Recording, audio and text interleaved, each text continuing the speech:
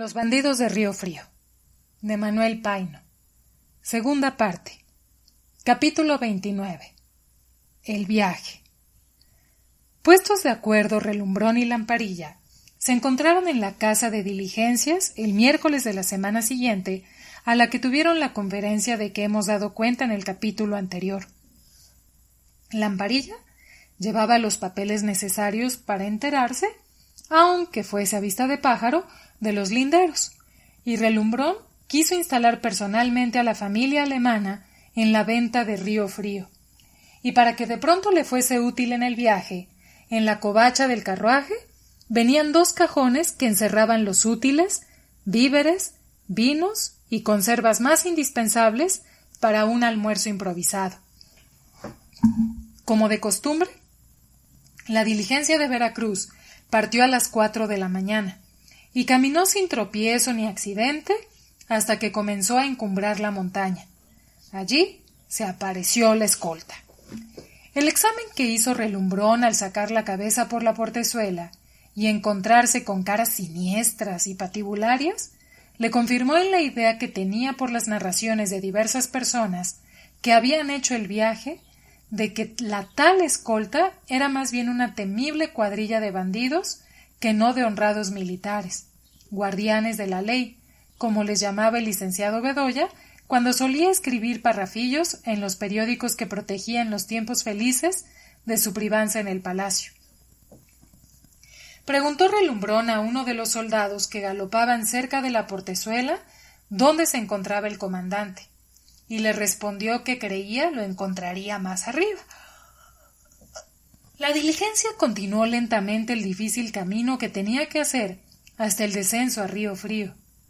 «Licenciado», dijo Relumbrón a Lamparilla, «¿conoce usted personalmente al jefe de la escolta?» «Nunca me he encontrado con él, pues en el camino de México a Chalco, que es el que a causa de mis negocios suelo transitar, no hay escolta ninguna, y está muy seguro. Pero he oído decir maravillas del arrojo de ese oficial, que es el terror de los bandidos de Río Frío. Bien que dicen también que los soldados que tiene a sus órdenes se hacen pagar caro el servicio y exigen a los viajeros gratificaciones que pasan del ordinario. A uno de mis clientes, que fue a Jalapa hace algunas semanas, le costó 10 pesos, es decir, todo lo que llevaba en la bolsa. Pero, sea como fuere, vale más eso que no estar expuesto a los insultos y violencias de la canalla, y sufrir la humillación de tenderse boca abajo en el suelo. Yo no he sufrido, gracias a Dios, semejante ultraje, pues cuando he hecho viajes a Puebla, precisamente en compañía de ese desgraciado Bedoya, del que le hablaré después, ha sido con escuadrones de caballería, en diligencia extraordinaria y con las ínfulas de todo un comisionado. Pues yo sí conozco a ese comandante que usted cree que es muy famoso y terrible, porque lo he visto varias veces en Palacio, y se ha interesado conmigo para que el presidente lo reciba, y no he podido conseguirlo porque le tiene aversión lo mismo que yo. Me parece que no es más que lo que llamamos baladrón, y no otra cosa. Pero, en fin, mejor es tener amigos que no enemigos, y ya verá usted cuántas consideraciones me va a dispensar luego que sepa que voy en la diligencia. Relumbrón dio a los soldados que iban cerca de la portezuela unos cuantos pesos, y el coche siguió encumbrando trabajosamente la montaña. Lamparilla y el coronel, platicando de una y de otra cosa, y la familia alemana tranquilamente dormida, como si estuviese en su cama. Al acabar de subir la cuesta, se divisó un grupo de hombres a caballo. A su cabeza estaba el comandante, que se adelantó a galope a recibir la diligencia, e hizo señal al cochero para que se detuviese. Se acercó a la portezuela y reconoció inmediatamente a Relumbrón, que estaba asomado a la ventanilla. Lo saludó respetuosamente y se quitó el sombrero. En los demás pasajeros no hizo alto, pero Lamparilla reconoció en el acto, en el comandante de las escoltas del camino de Veracruz, al pasajero a quien había dado hospitalidad Cecilia en su canoa la noche del naufragio. Es necesario recordar que Cecilia por no despertar celos y dudas en el corazón de Lamparilla, no solo le había ocultado todo lo relativo a Evaristo, sino procurado que lo olvidase enteramente. Cuando Lamparilla supo, en la calle como todo el mundo, que Vaninelli había organizado compañías de rurales y nombrado un capitán que los mandase, estuvo muy lejos de figurarse que ese capitán fuese el pasajero de la canoa. Y por otra parte, no teniendo necesidad de hacer viajes más que a Chalco y a Meca cuando fuese necesario para los asuntos de Moctezuma III, le importaba poco que nombrasen a este o al otro para que mandase las escoltas. Lamparilla, temiendo ser a su vez reconocido por Evaristo, volvió la cara a otro lado. Se puso a murmurar una canción popular y sacó la cabeza por la portezuela del lado opuesto. La diligencia descendió rápidamente la cuesta y toda la escolta la siguió a carrera abierta hasta que se detuvo en la puerta de la venta, donde descendieron los pasajeros. Abandonada hacía 2 semanas por el fondista, se habían instalado provisionalmente y sin avisarlo a nadie unas figoneras, que hacían un mal almuerzo que pocos pasajeros aceptaban, prefiriendo aguantar el hambre o comer alguna cosa dentro del coche. La familia alemana tomó posesión inmediatamente. Se bajaron de la covacha los cajones de provisiones y con el auxilio del fuego y de lo que era más pasable de los guisos de las figoneras, improvisaron el almuerzo para Relumbrón, su compañero y el comandante de la escolta. Los pasajeros del segundo coche tomaron asiento en otra mesa y fueron servidos por las figoneras, que a su modo y con sus escasos recursos todo lo tenían preparado. Durante el almuerzo, el comandante y Lamparilla no atravesaron palabra y se miraban a hurtadillas. Ni a uno ni a otro les quedó duda de que se habían reconocido. No podía Lamparilla reponerse del asombro que le causó tan inesperado encuentro, y apenas picaba los platos y contestaba a la conversación sin término de Relumbrón, que estaba muy contento, pues a él semejante encuentro venía que ni de molde para sus propósitos. ¿Cómo? Se decía Lamparilla para sus adentros. No he podido por los lances pasados, por las pláticas de Cecilia y por 1000 otras circunstancias no reconocer en este personaje al bribón de Chalco, ni reflexionar que de maldad en maldad había podido sorprender a las autoridades, figurar como un labrador honrado y después conquistar la fama de hombre valiente y decidido. Todas estas cosas las reunía rápidamente en su imaginación y le ministraban pruebas evidentes de que el comandante que tenía a su lado era el capitán de los bandoleros y sus soldados los antiguos bandidos de Río Frío, que por mucho tiempo estuvieron despojando a los pasajeros. Esta convicción, por lo demás, la tenían los pueblos cercanos, y en la misma capital muchas de las personas que hacían viajes o tenían negocios en la extensa provincia que realmente mandaba y dominaba Evaristo. Solo el gobierno no sabía nada, y le dispensaba toda su confianza. Como las diligencias estaban ya listas y los cocheros urgían a los viajeros, no hubo tiempo de hablar. Lamparilla apenas saludó al comandante, y Relumbrón le dijo: «Si usted insiste en que el presidente lo reciba, espéreme en la venta. Precisamente dentro de 8 días regresaré a México. Hablaremos despacio, y le prometo que lo serviré en cuanto pueda y valgo en el palacio». Evaristo no solo prometió concurrir a la cita, sino acompañarlo con su valiente escolta hasta la garita de la capital. «¿Pero cómo es posible?», dijo Lamparilla a Relumbrón, luego que estuvieron solos en el carruaje y que el comandante, que lo siguió a galope una media legua, saludó respetuosamente y se retiró con sus soldados, «que este hombre, que para mí es un temible bandido, goce de tanta fama y haya merecido las consideraciones de las autoridades superiores. El mismo juicio formé yo cuando lo examiné un día con detención en el Ministerio de la Guerra. Venía con la cabeza envuelta en un pañuelo y herido en una mano dizque por una cuadrilla de ladrones que batió y derrotó en el camino. Trabajo me costó reconocerlo hoy, y aún creí que era un nuevo jefe el de las fuerzas rurales de este rumbo.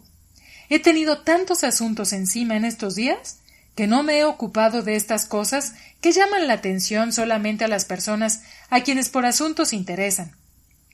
Pero es el mismo, no me cabe duda. ¿Pero qué quiere usted? Juan Vaninelli lo nombró y lo sostiene con su influjo, y no hay remedio. A no ser eso, ya lo habría echado a la calle el presidente, pues no le cayó muy bien en gracia cuando se lo presentó el ministro de la Guerra. Si el coronel Vaninelli supiese el pájaro que es, no solo dejaría de protegerlo, sino que acaso lo fusilaría bajo su responsabilidad. Va usted a oír lo que yo sé de él. Lamparilla refirió a Relumbrón cuanto sabía acerca de Evaristo, cuanto pensaba de él y cuanto pudo inventar, pues quería aprovechar la ocasión para vengarse y que el gobierno, informado por una persona tan caracterizada como Relumbrón, no sólo le quitase el mando, sino le formase un consejo de guerra y lo fusilase. Concluyó su larga narración diciendo que él apostaría un ojo de la cara a que Evaristo y la escolta eran los mismos bandidos que por mucho tiempo estuvieron en posesión de Riofrío. Relumbrón escuchó con grande atención cuanto le quiso decir el licenciado, conviniendo en sus apreciaciones, y en eso llegaron a Puebla y se alojaron en la casa de las Diligencias. A la mañana siguiente, muy temprano, montaron a caballo y seguidos de unos mozos la emprendieron para la hacienda de Arroyo Prieto. Estaba situada en el extenso y hermoso valle de San Martín. Desde el camino real se veía en el horizonte, que limitaba una serranía poco elevada y de color azul oscuro, tirando a negro, una casa pequeña y una torrecita. La distancia la hacía parecer diminuta, y como si fuese de baraja para divertir a los niños o figurar en un nacimiento, pero acercándose se reconocía un extenso y sólido edificio fabricado por los jesuitas, a quienes perteneció la finca, con su habitación compuesta de salones y amplias alcobas, sus trojes y oficinas, y una capilla que podía pasar por un templo de segundo orden en cualquier ciudad. Aislada en medio de la extensa llanura, su acceso no era sin embargo fácil, pues el límite de sus tierras lo marcaban grietas profundas, hechas por la naturaleza, o zanjas cavadas a mano, y tenía una sola entrada por un puente de vigas. En este lugar estaban esparcidas las casas de adobe, techadas con pencas de maguey, donde habitaban los peones, de modo que levantando el puente, el paso era muy difícil para hombres de a caballo. Detrás de la casa había un arroyo poco profundo, sembrado de peñascos enormes, que no se sabía cómo habían sido colocados allí, a no ser por las terribles erupciones en tiempos remotos de los dos volcanes. La mayor parte del año ese arroyo estaba seco, pero en cierta estación se llenaba de unas aguas sucias y turbias hasta parecer negras, sin duda por ciertas plantas y raíces que se encontraban en el curso que seguían antes de llegar a la hacienda, pero que, contenidas por presas, se derramaban por las tierras y eran muy provechosas, por el mucho limo que contenían. Era una finca muy triguera, y además producía excelente maíz y algún pulque de un maguey al sembrado en la falda de la serranía. El licenciado Olañeta formó una combinación provechosa para descargar a los bienes del marqués de Vallalegre, quitándoles las hipotecas y pasándolas a la hacienda vendida ya a Relumbrón en alto precio, resultando una utilidad en dinero que sería pagada a largos plazos. Como Relumbrón quedó no solo satisfecho, sino entusiasmado con la vista de ojos, porque convenía a sus proyectos, no se paró ya en el precio y ratificó el borrador de escritura que Lamparilla había formado. Regresaron pues a Puebla muy contentos, y 2 días después se pusieron en camino a caballo para visitar el molino de Perote. Esta finca era enteramente distinta. Del triste pueblo de Perote se tomaba el camino real de Veracruz, y a cosa de 1 legua se descubría una ancha vereda que iba gradualmente encumbrando hasta entrar en el bosque. El aspecto de desolación de un país que parece quemado, y lo fue en efecto en alguna época remota con las erupciones del Cofre, cambiaba enteramente. Se veían calzadas de pinos pequeños, alineados como si hubiesen sido plantados a mano. Después, lo que los campesinos llaman motas, o grupos de árboles frondosos al estilo de los parques ingleses, y luego bosque cerrado y tupido, enmarañado con los arbustos, juncos y enredaderas, y este bosque tenía una o dos salidas para calzadas regulares y anchas, como la que hemos descrito al principio, y por todas partes el suelo verde y húmedo, surcado de arroyuelos de agua cristalina, que en las depresiones del terreno formaban pequeñas cascadas. Estas aguas, después de 1000 rodeos, se juntaban y formando una especie de riachuelo, cuyo lecho ellas mismas habían cavado, se derrumbaban en un pequeño valle, donde estaba edificada la casa, que aprovechaba la caída del agua para mover las piedras y lavar los trigos. Esta finca, en litigio muchos años, estaba abandonada. Las puertas y muebles de la casa desbaratándose de puro podridos, las paredes húmedas, la maquinaria descompuesta, las aguas cayendo indolentemente sobre las piedras inmóviles, arrastraban día por día los fragmentos del edificio y turbias y sucias descendían y desparramadas por los declives volvían a reunirse, ya purificadas, para formar otra ruidosa cascada que caía en una barranca profunda, casi al nivel de la inculta llanura de Perote.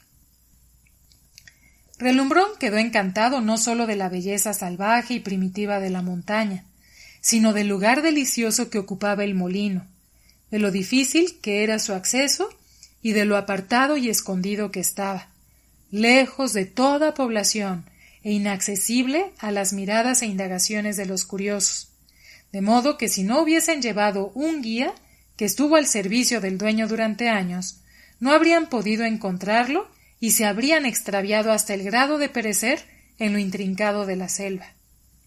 Relumbrón y el licenciado Lamparilla regresaron al anochecer a Perote, muy satisfechos de su excursión, y al día siguiente a Puebla, donde sin grandes dificultades dieron la última mano a los contratos, que cuadraban bien a la oportuna e ingeniosa combinación del licenciado Lañeta para dejar libres los bienes que quedaban al marqués de Vallalegre y, si era posible, sacar la hacienda de las manos de Rodríguez de San Gabriel.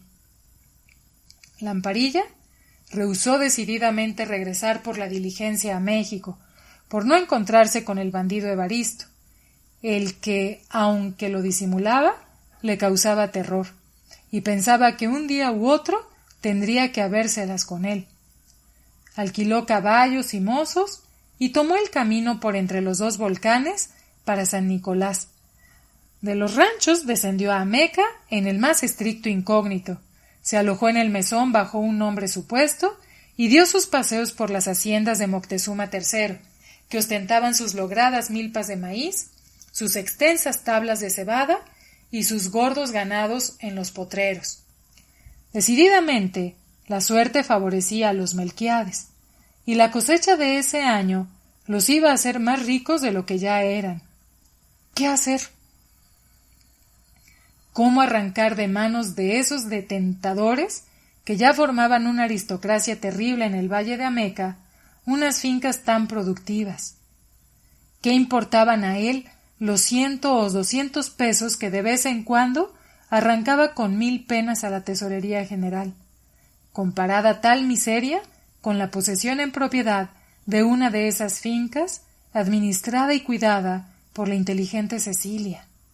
Se le volvieron a calentar los cascos y le vino una idea iluminosa, que fue la de interesar a Relumbrón en el negocio y obtener, por medio del influjo que ejercía en el palacio, la suspirada orden que declarase a Moctezuma III heredero directo del gran Moctezuma II, mandándolo poner en posesión de sus inmensos terrenos que llegaban hasta el cráter mismo del volcán. Alegrísimo, creyendo haber encontrado la solución de tan dilatado enigma, se dirigió a Chalco, donde tuvo la fortuna de encontrar a Cecilia, que ya más tranquila y sabiendo que Evaristo no se despegaba del camino real de Veracruz, había ido a dar un vistazo a sus intereses, abandonados durante muchos meses.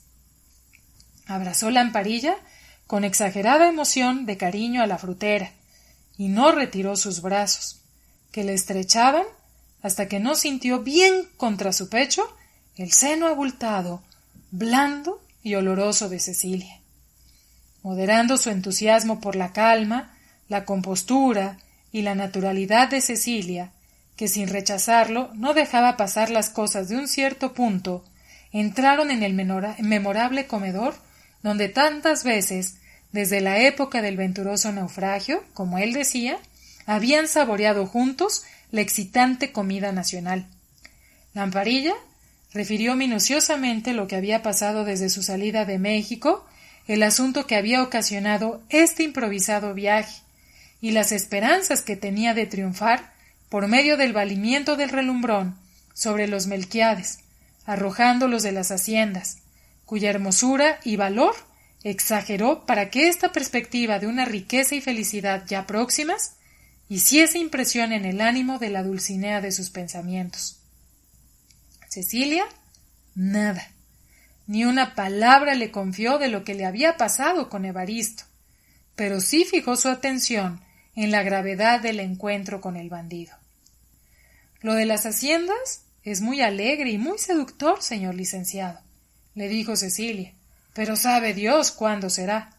Llevamos años de esto, y me voy haciendo vieja y gorda, y cuando usted sea dueño de alguna de estas fincas, ya seré más fea de lo que soy, y usted no me querrá. Pero lo que sí me puede mucho es el que se haya encontrado con ese demonio de hombre. De seguro que cuando el coronel hable con él, y ya habrá hablado a estas horas, le dirá que usted le ha contado su vida y milagros, y querrá deshacerse del que es dueño de sus secretos.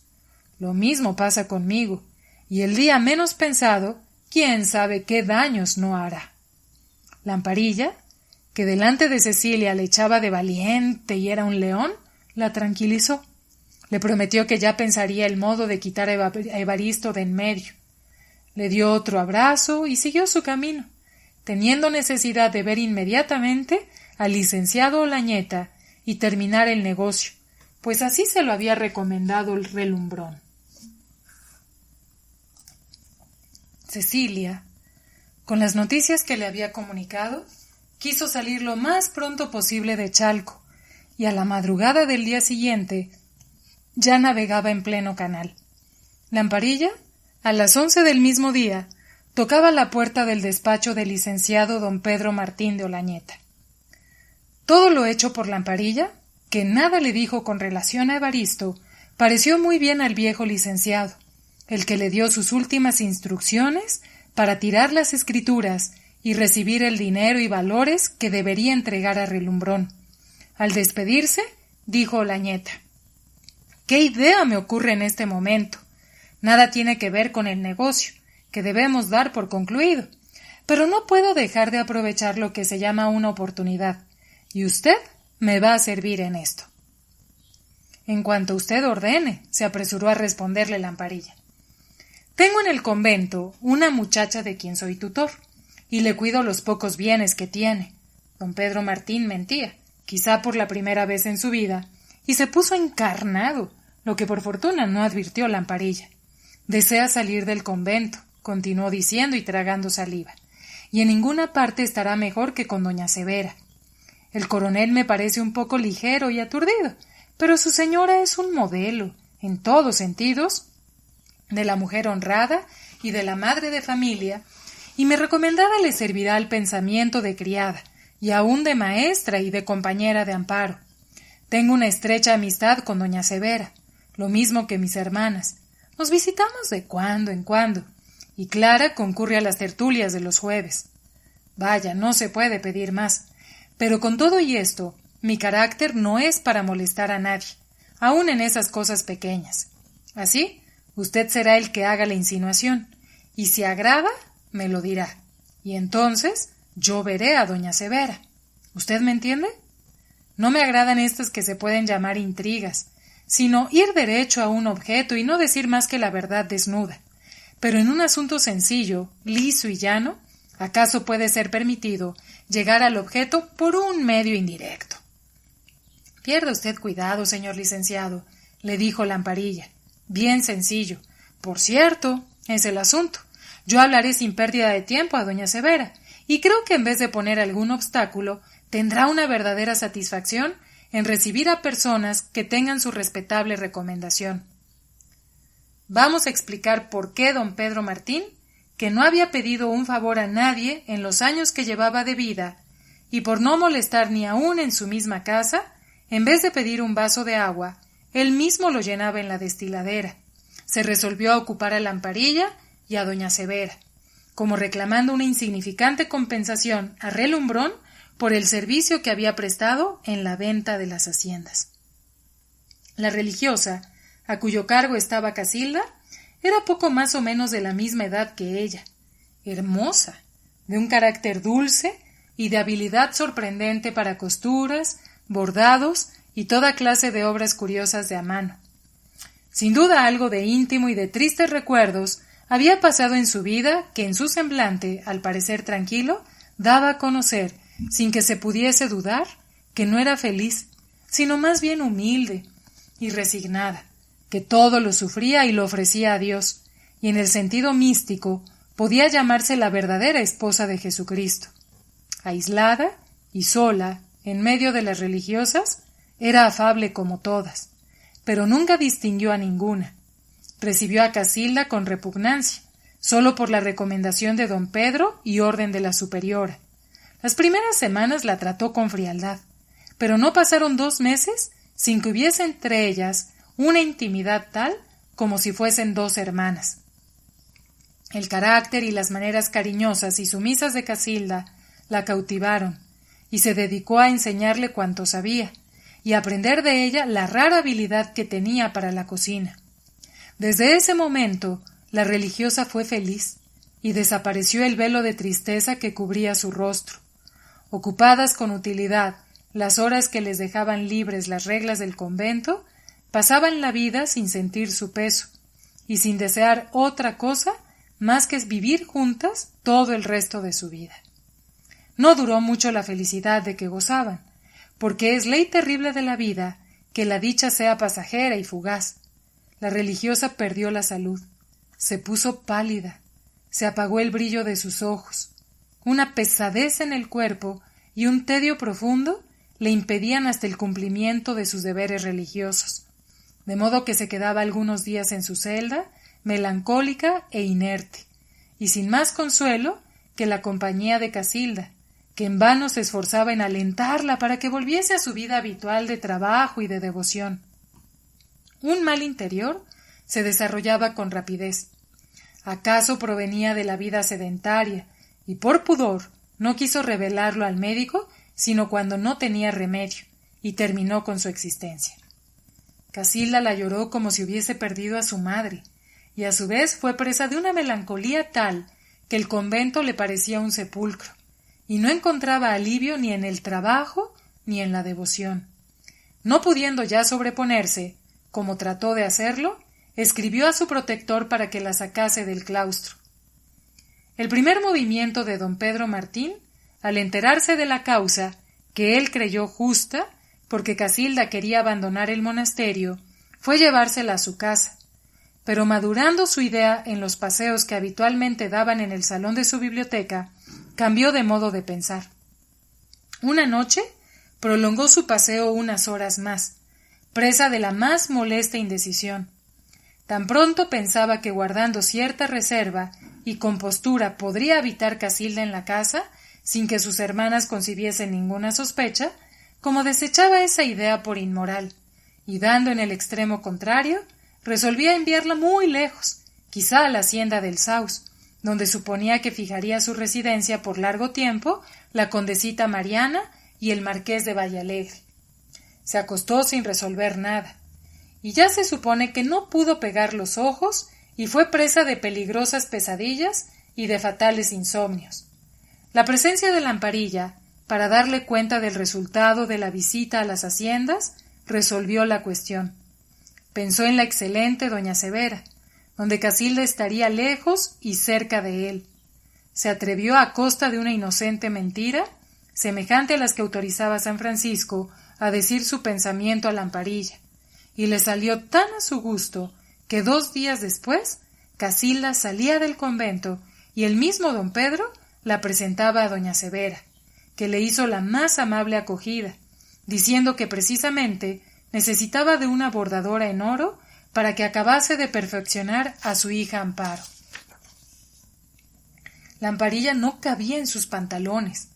El arreglo del negocio le proporcionaba a la vez unos regulares honorarios y un influjo decisivo con don Pedro Martín, por el servicio que le había prestado colocando a Casilda al lado de una persona tan respetable, y con Relumbrón por el arreglo pronto y fácil de la compra de las haciendas, y estaba decidido a no desperdiciar la ocasión para obtener la orden de tomar posesión de las hermosas haciendas de Moctezuma III. Apenas se acordaba de su íntimo amigo, el licenciado Crisanto de Bedoya y Rangel, y lo dejaba pudrir en el castillo de Acapulco, donde había sido trasladado por un movimiento de piedad del presidente, al acabar de leer una carta llena de bajas adulaciones que le escribió, y en la cual, si no acusaba formalmente a Lamparilla, sí daba a entender que había tenido no poca parte en que estallase el montín de San Pedro. Así son los amigos, y así las cosas de este mundo.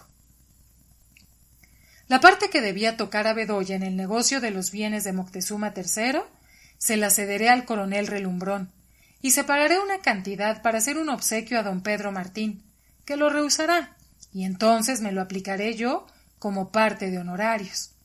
Doña Pascuala morirá pronto. Moctezuma se considerará muy feliz con una hacienda, un rancho para Espiridión y una magueyera para ese muchacho Juan, recomendado del licenciado Olañeta, y lo demás para mí en cuenta de honorarios. Bedoya estará perfectamente en el castillo de Acapulco, bien comido y bien asistido. Y si no es así, ¿quién le manda a ser animal y escribir cartas que por poco causan mi ruina, y poner sus aspiraciones tan altas hasta el punto de creer que podía derrocar un ministerio y encargarse de formar otro? ¡Qué imbécil y qué presuntuoso! Haciendo Lamparilla estas y otras reflexiones, y sin dejar de consagrar a Cecilia todos sus momentos desocupados, esperaba con impaciencia el regreso de Relumbrón, pero éste dilató 3 o 4 días en Puebla, ocupado en asuntos que tenían relación con el gran plan que iba a desarrollar en pocas semanas. Se puso, en fin, en camino, citando a Evaristo y a su escolta para el pueblo de San Martín. Quizá importe al lector saber algo de lo que pasó entre el coronel y el comandante en la memorable conferencia de San Martín. Diremos lo que dijeron en voz alta, aunque en medio de la soledad y debajo de un grupo de árboles, cercano de la casa donde se come el buen pan y la fresca leche, que lo que se confiaron a la oreja, solo Dios lo supo. Pero el lector que tenga paciencia de seguir leyendo, lo adivinará por solo la simple narración de los sucesos. Después del saludo muy respetuoso de Evaristo, pues inclinó la cabeza y su ancho sombrero tropezó con las raíces de los fresnos que sobresalían a flor de tierra, fue el primero que habló. «Mi coronel», dijo, «tengo miedo que le haya usted hecho mal sangre ese licenciado, que tengo que matar un día u otro, que acompañaba a usted, y que sin duda, por miedo, no ha vuelto en la diligencia. Si la conversación ha de comenzar con amenazas y baladronadas, vale más no tenerla», le contestó Relumbrón con mal humor. «Mandaré poner mi carretela y regresaré a Puebla, y para nada necesito la escolta. Con mis pistolas basta y sobra. Solamente que el presidente quedará bien informado de lo que pasa en el camino». «Perdone, mi coronel», le contestó Evaristo asustado y dominado por el tono decisivo y altanero de Relumbrón. «Pero he hablado de un negocio particular que nada tiene que ver con el servicio. Este licenciado y yo tenemos cuentas pendientes. Hace tiempo, él y yo solicitábamos una muchacha rica y muy bonita de Chalco. La muchacha se decidió por mí, y de esto viene el pique, y sé bien que me anda desacreditando por todas partes, y ha de haberle dicho 1000 cosas feas de mí. Pero no crea usted nada. Son mentiras. Yo soy un hombre que con mi trabajo he logrado tener un ranchito, y sirvo bien al gobierno, y expongo mi vida peleando con tanto ladrón como hay por estos caminos. Relumbrón cambió de humor y se puso a reír. No andemos con hipocresías, le dijo. Ese licenciado que vino conmigo de México nada me ha dicho, pero yo todo lo sabía, todo lo sé, y el presidente sabe algo ya. Y la primera vez que te vio, Relumbrón tuteaba a Evaristo y le hablaba como si fuera su criado, concibió muy mala idea de ti, y sólo confirmó tu nombramiento de capitán de rurales por no desairar al coronel Vaninelli. Pero te repito, todo lo sé. ¿Todo? Exclamó maquinalmente Evaristo, atolondrado y confundido con el tono decisivo con que le hablaba el coronel. Sí, todo, todo, le contestó con intención el coronel, aunque no sabía más que una parte. Todo, volvió a repetirle, y como tenía el propósito de hablarle muy claro, tomé mis medidas con mucha anticipación. Mira, mira con cuidado. Evaristo, que volvió la cara hacia el camino de Puebla, vio un cuerpo de caballería interpuesto ya entre el grueso de la escolta que mandaba, mientras que a su lado no tenía más que los 4 hombres y un caballo que lo seguían constantemente. Se consideró perdido, creyendo que había caído en una celada, y pálido e inmóvil esperaba su sentencia. Puedes escoger, le dijo Relumbrón, y te dejo en plena libertad. Piénsalo 2 o 3 minutos, mientras enciendo un habano. Entre ser fusilado dentro de 8 días, pues te mandaré preso a México con esa tropa de caballería que se apoderará también de tu escolta, que está compuesta de bandidos, o ser no mi amigo. Yo no puedo tener amigos de tu clase, pero sí mi subordinado, mi dependiente. No sé el nombre con que te clasificaré, pero, en una palabra, obedecerme en todo y por todo, lo mismo que tu gente y tu segundo. El alma volvió al cuerpo de Evaristo, y cayendo de rodillas, exclamó quitándose el sombrero y tendiendo la mano al coronel. Aquí me tiene usted en cuerpo y alma, mi coronel. Soy suyo hasta la muerte. Relumbrón retiró la mano y dijo con voz imperiosa: Levántate. La caballería se acerca, y no está bien que te vean así.